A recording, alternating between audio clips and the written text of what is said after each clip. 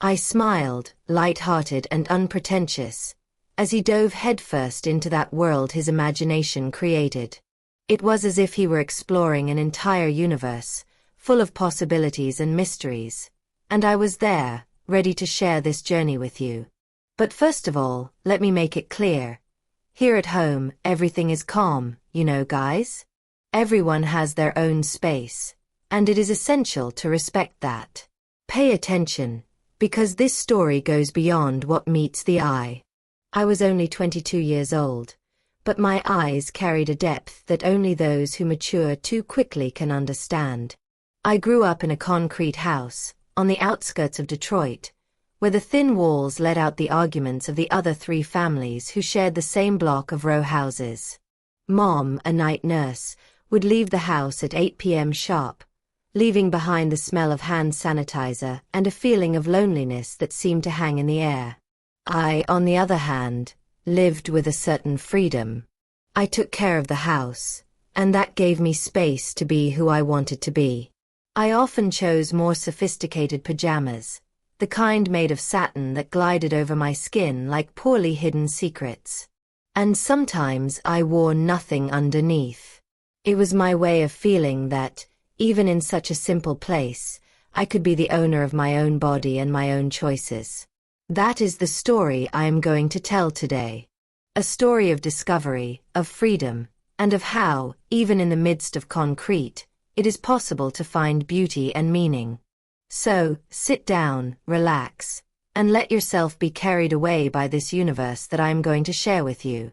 That night, he was sitting on the couch, his eyes fixed on the TV that was broadcasting a soccer game without sound. I bent down to clear the space under the furniture, feeling the fabric of my pajamas tighten on my thighs. A calculated risk, all planned by me, and I do not recommend anyone to do the same. I had practice with this, and here it became quite common. "Higher up, please," he said, holding up the dust cloth like a white flag. I pointed to the shelf where the remote control was collecting cookie crumbs. He stood up too slowly. His fingers grazed the remote control but then moved down to my shoulder, where my strap had slipped. "There are spider webs here," he lied, his index finger tracing a circle on my lowered curve. I laughed softly. He wanted to teach the professional how to work. "I won't use any tools underneath yet," I warned, blinking as I stood on tiptoe to reach the shelf. The movement lifted what he wanted to discover so much, revealing the juices of the back and the curve. A landscape he saw from time to time, but not so close and so clear like that. It was then that the cloth fell. As I bent down to pick it up, I heard his breath hitch.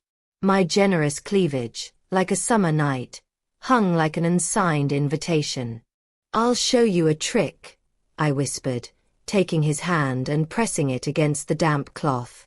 "The dust sticks better this way." But instead of the furniture, I guided his fingers to my knee.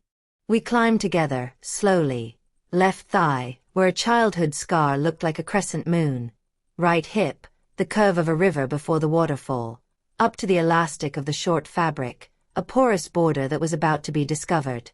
"You're good, you know that, right?" "My God," he murmured, his fingers shaking like uncontrolled compasses.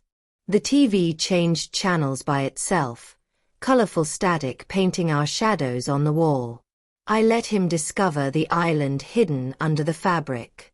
His fingers navigated with great caution, like someone afraid of sinking. When he found his final destination, I arched.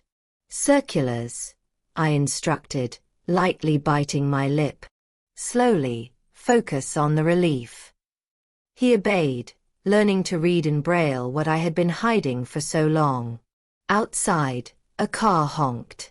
It was Dona Martha, our gossipy neighbor, returning from church.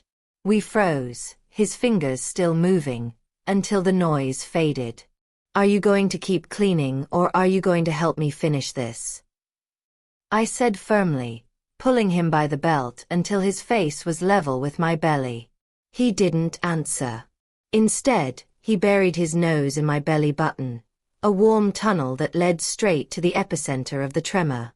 Meanwhile, my hands were working on the zipper, but we weren't talking about sewing at that moment. And I was just getting further and further. The couch started to make a noise when we fell on it. On the screen, the soccer game turned into a documentary. I don't know what was on, a bunch of programs. I turned the TV up loud just so I could increase the volume of the sound coming out of my mouth. He went fast, hungry, on my neck, like someone opening a sealed letter. His hands knew exactly where to go, both on my left hip. His gasps were as high-pitched as a night train whistle. The cloth was thrown on the couch to the side, the broom in the corner, because I was already using a good one at that moment. I smiled at him, but I asked him to put it on the back door only because I still wanted to keep the front one unused. I still wanted to be that new treasure in the dry. He tried to get up, but I said there was no way. A machine without oil doesn't work.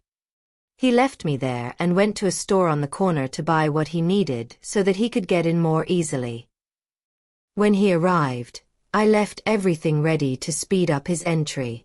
He applied it just right on the back door and on the tip of the tool, which went in like a glove. Nothing like good fingers holding the front to help. He did this, faithfully following my directions, as if he were a mechanic adjusting my thread. Faster, I told him, my voice firm. I'm almost done, he said, almost hoarse and already tired. I gave a slight scream, showing my joy at the same time that the door dripped oil. I just covered myself. I didn't clean the door. I went to finish my work, and he still helped me finish everything I asked. He did it willingly. When Mom arrived at 6 in the morning, she found the house spotless. Even the TV stand was sparkling. He was resting, and so was I, but of course in the other room. Both of us with smiles of someone who had done more than just deep cleaning. Wow, I'm so tired. I stopped by a friend's house in the morning because I had freed myself up. What an impeccably clean house, she said, taking off her uniform as if I wasn't there. From a distance, I could see a dullness in the sheets she had covered. Was she doing something other than her job? Always a pleasure, I replied, turning my face to the pillow, where the clock was still stuck. It was showing a new time, and in that semi-detached house, while Detroit was waking up, 2 volcanoes were temporarily dormant. Did you like this story? If so, leave a comment telling us what you thought, and, if you've ever experienced something similar, share it with us. Don't forget to like, subscribe to the channel, and activate the bell so you don't miss any new content. Here, we always bring life stories, reflections, and real experiences, all with great sincerity. Thank you for watching until the end and for being part of this journey. See you in the next video.